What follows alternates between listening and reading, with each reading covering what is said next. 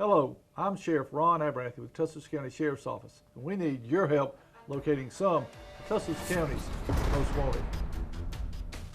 Mark Adams, white male, 39 years of age, 5'9", 175 pounds, brown hair, blue eyes.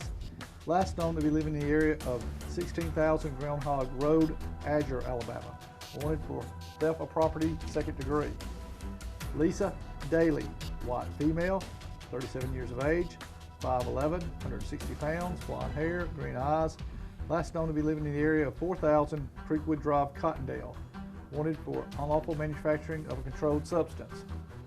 Evan Tomlinson, white male, 25 years of age, 5'7", 140 pounds, brown hair, hazel eyes. Last known to be living in the area of 1100 17th Street, Tuscaloosa.